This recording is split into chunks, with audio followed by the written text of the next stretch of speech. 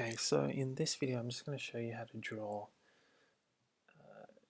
shapes and draw objects, somewhat basic to intermediate level in Illustrator. So what I'm going to do is I'm actually going to pull an image that I guess kind of took from Canva, which is of like a coffee sort of mascot, which I've got screenshotted from Canva, and I'll put it on my artwork there. So that's a screenshot image from Canva that I've got here.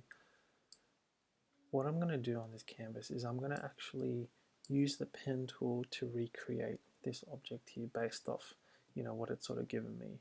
But what I'm going to show you is how to actually recreate this using all tools, basically just the pen tool, essentially, and kind of show you how that works. There's a few ways that your workspace can be set up, but this is how I kind of do mine. I'm usually using tracing or Essentials Classic or typography, but you can set this up however you want. Me, as someone who's professionally a graphic designer by trade, this is kind of how I have my workspace set up with the advanced toolbars on the left here. So I can use all the pen tools here. So once I get started using the pen tool, the way that I usually do this is I've got like an object here, which is usually a reference object, and I could have this pretty much traced, in a matter of seconds in Illustrator. I mean, yeah, like that's pretty cool, but I'd prefer to do it the right way, as opposed to doing it this way. This way is kind of good because you've got a few options into actually how you can edit the object, or how you want to do things in your own workflow. But I'm not going to do it that way. I'm going to show you how to do it with the pen tool. So I'll show you a little bit more quickly this time, just so I don't take too long. But the way that I usually do this is have my reference image on the canvas. I'll go to the layer, and I'll actually create a new layer. So this is where my pen artwork will be, and I will usually lock the layer of this image. Now I can't click the image at all, and I can't move it around, which makes it a little bit easier. So always remember to do it like this. My layers don't get super complicated, but this just helps me do the work easily. So I'll start doing the eyes and the top of the mug just to show you how to do it. So I'm going to hit the pen tool. If you hit caps lock, it will turn into an X, but what I'll do, I'll leave it uncaps lock if that issue ever happens to you, and I'll start using the eyes. Alright, so what I'm going to do is I'll do the eyes. So I'm going to click here. You can see that the color of the line is red because it's in a red layers tab. I'm going to draw this out. I'm going to do it the nice and quick way, and then do it like that. So I'm going to do it this way, do it like that.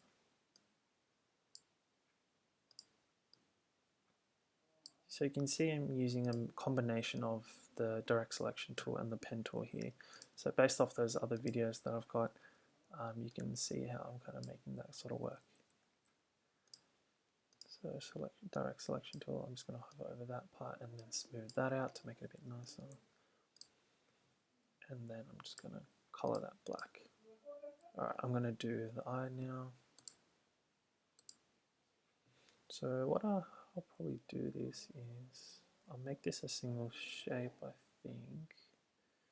Yeah, I might make this a single shape.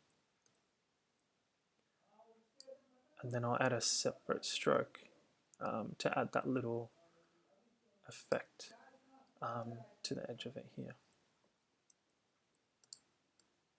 Actually, I'm going to leave that. There we go. Add that there. And then I'll add that here. And then I'll leave that as a closed shaped object. And then I'm going to color that to white just to sort of see that I'm doing things the right way. I always leave the layers open here. So this is how I usually do my work. So you can see all the shapes that I'm creating in this layer. To move it to the back, I'm going to hit Control Shift backs, open bracket, and move that backwards. Alright, there you go. And I'm just going to add that little line there at the end, and just make like a additional sort of line there. I'm just going to leave that as is, and end that with an end cap. So this is how you can round the edge of a line. So I'll show you how that kind of looks like now. So you can see how that kind of looks now. It's not perfect, but that's how it's sort of done. And then I'll repeat the process for the other eye. But what I'll do is I'll do the nose. I'll turn the fill off. And I'll do the mouth. Sorry, not the nose. So you can see how I'm drawing and extending out these handles to sort of create that shape with the rounded features. So I'm bumping up the stroke there as I've got it selected. To emulate this mouth, I think I'll just use the ellipse tool. Kind of move that as I wish, and then fill that with black. Take out the stroke, just to give me a bit more control. Now it's slowly starting to get together. What I'll do is I'll duplicate this on this side and just go transform and reflect it. And I'll just do the exact same thing here. If it doesn't look good, then I'll just edit it. Oh, there you go. That looks pretty good. And then this one, how does that look? Okay. And then this one, I'll just reflect this one once again. I think I stuffed that one up. So I'm sort of not doing too much. Oh no, I'll just redo that. Yeah, you can sort of see how it's sort of starting to come together.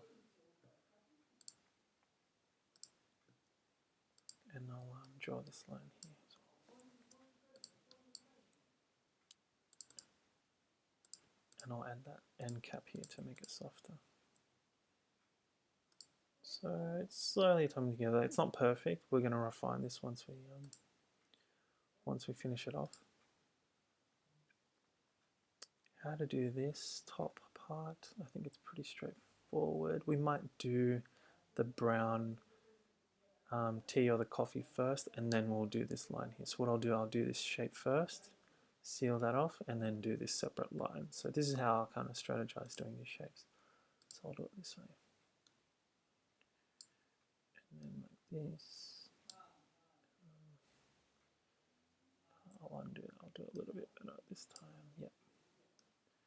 So you can see how my positioning of these anchors is helping me plan out my next move. So I'm drawing these out, and then I'll draw that out, and then I'll change that to, I guess, move that anchor. Actually, no, I'll just leave that as this. And then hit that, and then I'll close off this shape with like a long closed anchor. And then I'll color pick the brown here. And then I'll change the stroke to black and fill that stroke to 4. So you can see how now that's kind of working now for us as well. And then I'll add the final stroke here. I'll take that color out, draw the line. I think I'll just do it this way. And then I'll add a line here. Doesn't matter if the paths intersect, don't worry too much about that. And then you can see the positioning of my mouse is helping me draw this out also. Alright. So don't worry too much about how thick both of these lines are. We can adjust this a bit later when we edit the shape. And then end those with a soft end cap there. So now we're kind of working a bit more nicely. Yeah. So it's quite straightforward. The pen tool is pretty easy to create with. I'll do this bottom part here. draw that pen out like this. And it's remembered my soft end cap selection here as well. Alright, let's kind of do the mug now, just to sort of seal it off, I think. So I'm going to start from here. I'm going to do it this way.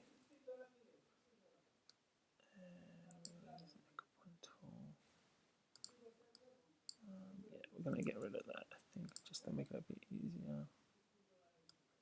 I know I'm not using the pen tool in the most effective way, but I think, I mean, as someone that's just generally time poor and when doing these types of designs, I think this is generally just the quickest way to get these created and done with.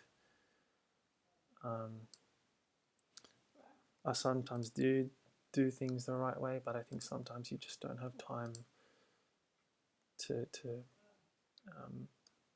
dilly-dally too much with doing all types of shortcuts, and sometimes doing things the proper way can take a bit too long, I would say, in Illustrator especially. So doing things a bit quicker generally helps you in the creative process a bit more as well. So that doesn't mean you need to compromise on quality, because that's what generally it means, but it means you can, if you know how to use things quickly, then there's nothing hurting you from working a bit faster as well.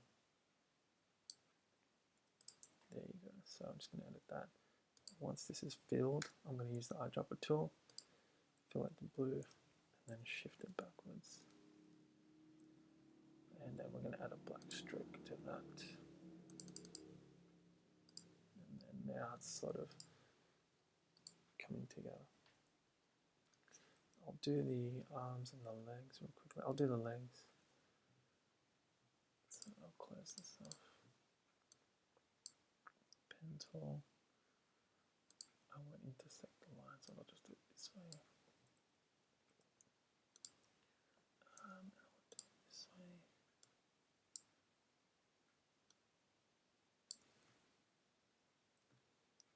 Clean up the lines later.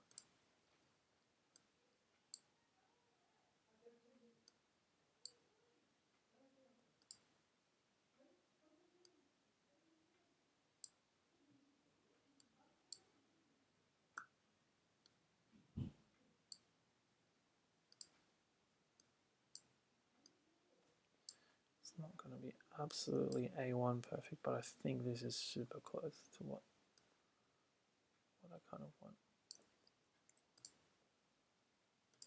So yeah, there you go. It's getting closer. You can reduce the stroke if we would like to. I think that's quite good.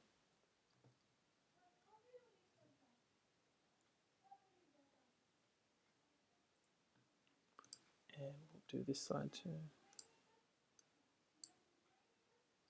I'll leave that for now. Maybe I'll just do a quick arm just to sort of show you as well.